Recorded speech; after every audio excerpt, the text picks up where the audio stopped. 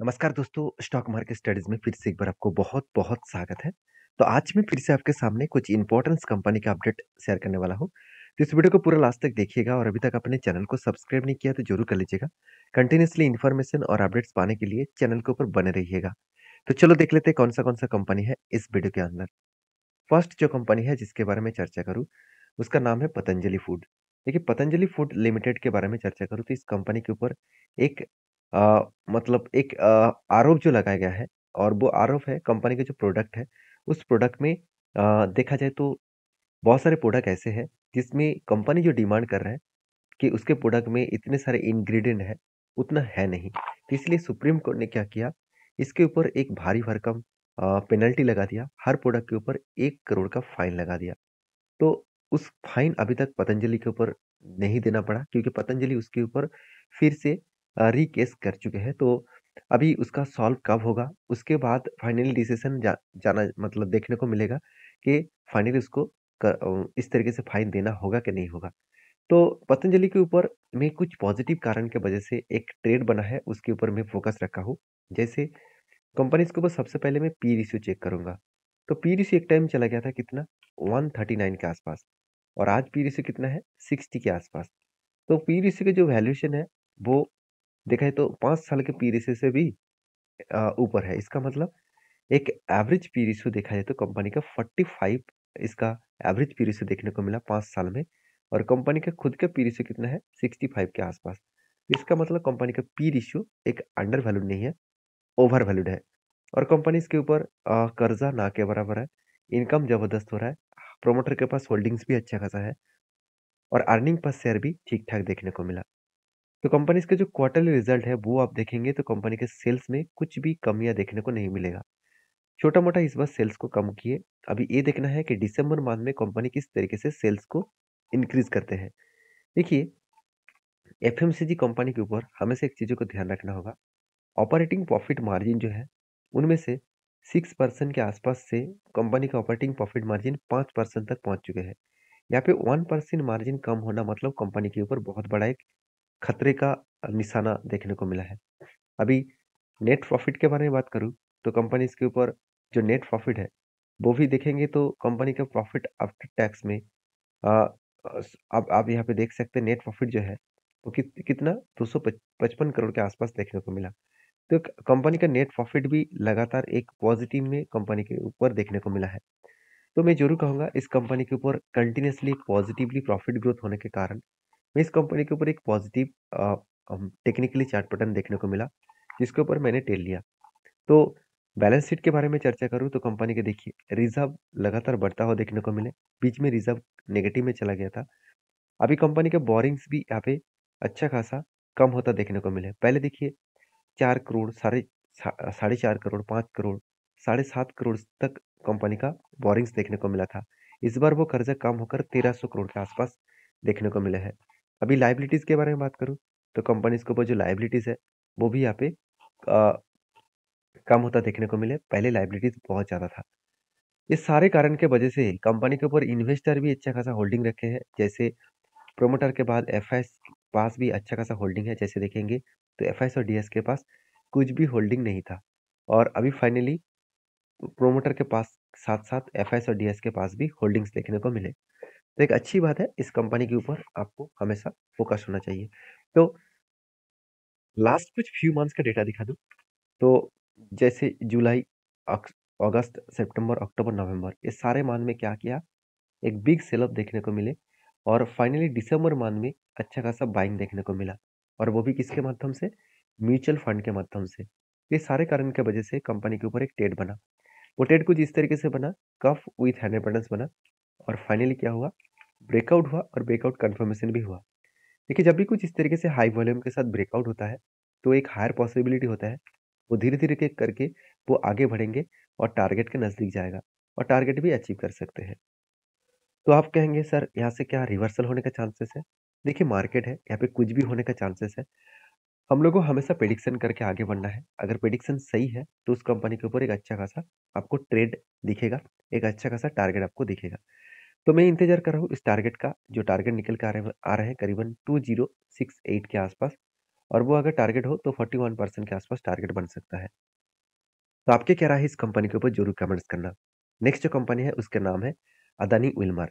देखिए अदानी विल्मर के ऊपर अगर मैं चार्ट पैटर्न्स के बारे में चर्चा करूँ, देखिए एक रेंज ट्रेड कंपनी के ऊपर बना था। वो रेंज कुछ इस तरीके से बना 1, 2, 3 3-3 कैंडल बना और इस तीनों कैंडल में कंपनी के ऊपर क्या हुआ, एक रेंज क्रिएट हुआ, टॉप साइड से लेकर बॉटम साइड तक।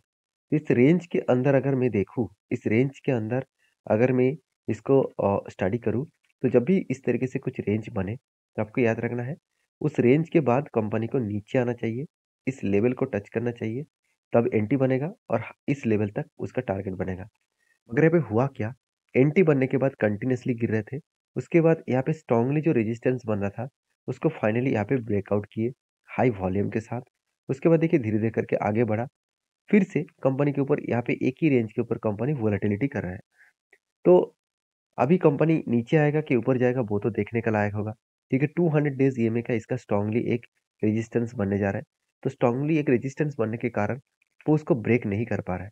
तो अगर ब्रेक करे, यहाँ पे 200 डेज़ ईएमए को ऊपर ब्रेक करके अगर कोई ग्रीन कैंडल क्लोजिंग दे, तो सोचना वो इस लेवल तक, वो लेवल कौन-सा है? 488, इस लेवल तक टारगेट अचीव करने का कोशिश करेगा। तो यहाँ से अगर इस एंटी लेवल से यहाँ तक टारगेट यहाँ तक बने, तो एटलीस्ट देखा जाए तो 33% के आसपास टारगेट बनने का चांसेस है। बाकी आपकी क्या राय है? ज़रूर मुझे कमेंट्स करके बताना।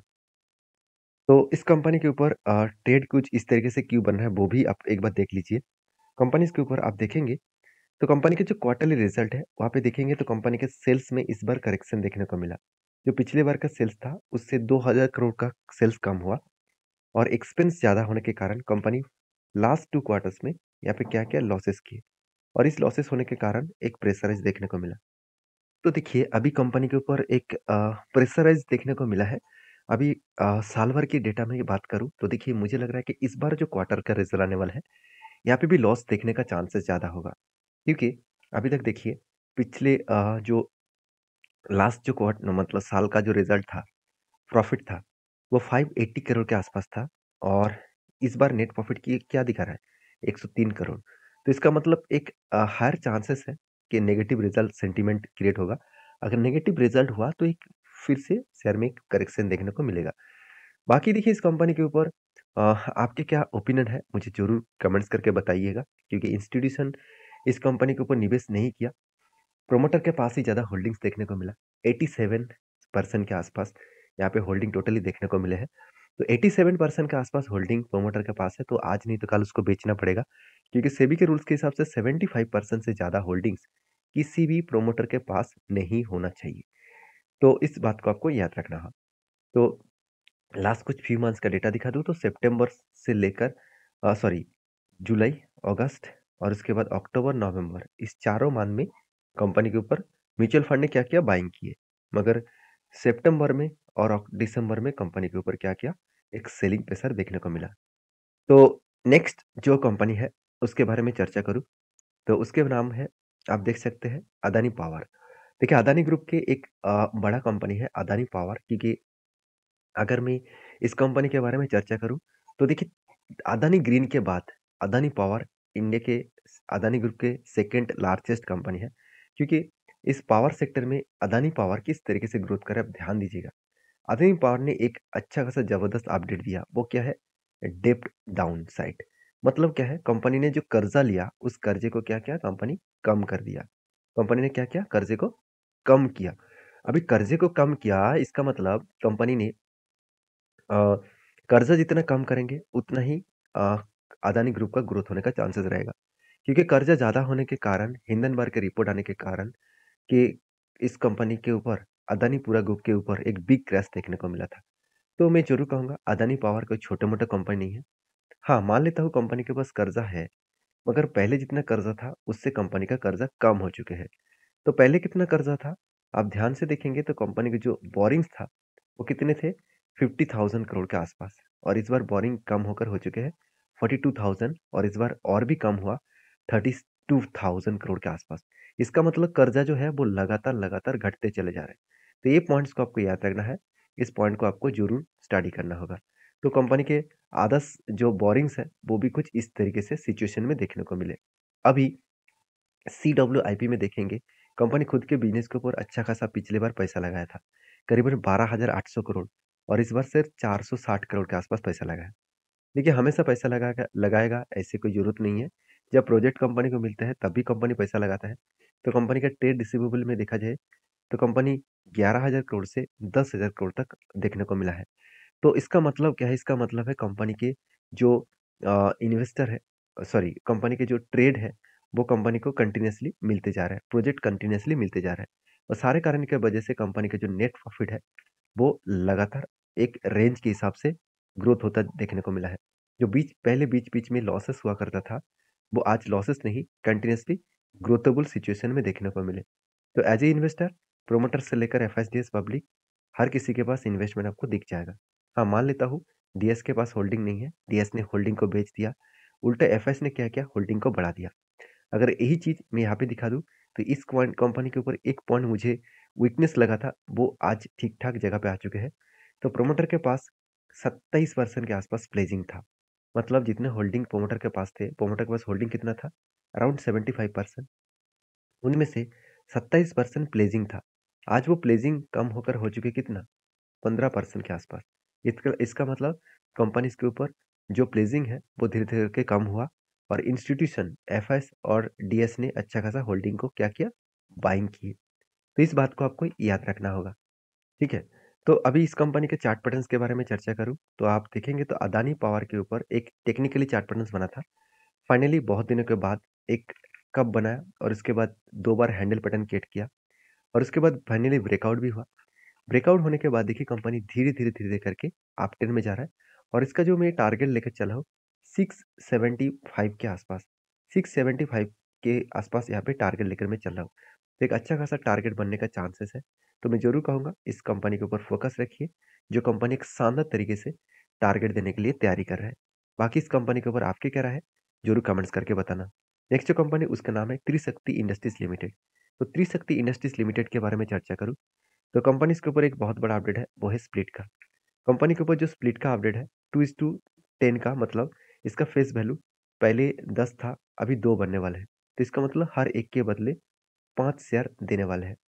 तो इस कंपनी के ऊपर आपको फोकस होना चाहिए और इसका डेट फाइनली कंपनी बोनस आपको दे चुके हैं। तो कितने सारे लोगों को बोनस मिला, मुझे ज़रूर कमेंट्स करके बताना। इस वीडियो में सारी जानकारी मैं एजुकेशन पर्पस में आपके साथ शेयर किया हूँ। अगर किसी भी डाउट है, तो आपका जो एडवाइज़र है उसके साथ बातचीत करके ही आप काम करना और कुछ भी कोई भी क्वेश्चन है तो मुझे कमेंट करके ज़रूर बता सकते हैं। तो मिलते हैं नेक्स्ट वीडियो में, तब तक के लिए धन्यवाद।